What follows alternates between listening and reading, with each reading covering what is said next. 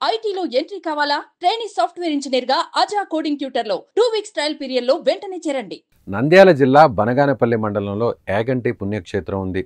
పర్యాటకంగాను ఎంతో సుందరమైనది. అద్భుతమైన శైవ క్షేత్రం. ఇక్కడ పరమశివుడు విగ్రహ రూపంలో దర్శనమిస్తారు.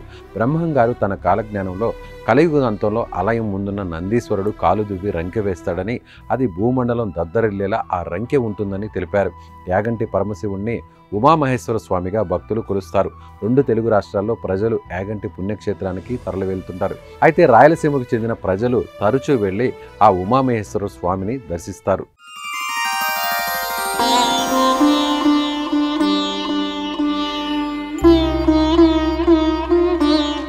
అనంతపురం జిల్లా గుంతకల్లు మండలం పాత కొత్త చెరువు గ్రామానికి చెందిన సురేంద్ర కూడా వెళ్ళాడు. అతడి వయసు 26 ఏళ్లు. తన 10 మంది స్నేహితులతో కలిసి యాగంటికి వెళ్ళాడు. యాగంటిలో ఆలయాన్ని చక్కగా అందరూ కలిసి దర్శించుకున్నారు. చుట్టుపక్కల ప్రాంతాలను సందర్శించారు. యాగంటికి వెళ్ళిన వారందరూ ఆలయ ప్రాంగణంలోనే కోనేరులో స్నానం చేస్తారు.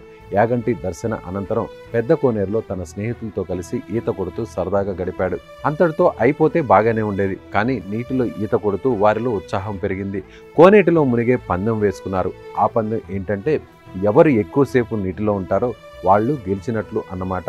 అందరూ ఓకే అనుకున్నారు. సరదాగానే అందరూ నీటిలో మునిగారు. నీటిలో మునిగిన సురేంద్ర మాత్రం ఎంతసేపటికి లెగవలేదు. అనుమానం వచ్చిన స్నేహితులందరూ సురేంద్ర దగ్గరికి వెళ్ళి పైకి లేపితే వికతజీవిగా ఉన్నాడు. స్నేహితులు వెంటనే పైకి తీసి ఊపిరి ఊదుతూ ప్రయత్నించారు. వాళ్ళ శ్రమకు ఫలితం దక్కలేదు.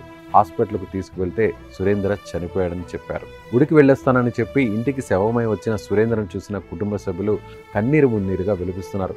ఆడేపాడే వయసులో జీవితం ఎంతో బాగుంటుంది, కానీ అదుపు తప్పితే అంతే దారుణంగా ఉంటుందనేది ఈ ఘటన బట్టి చెప్పవచ్చు.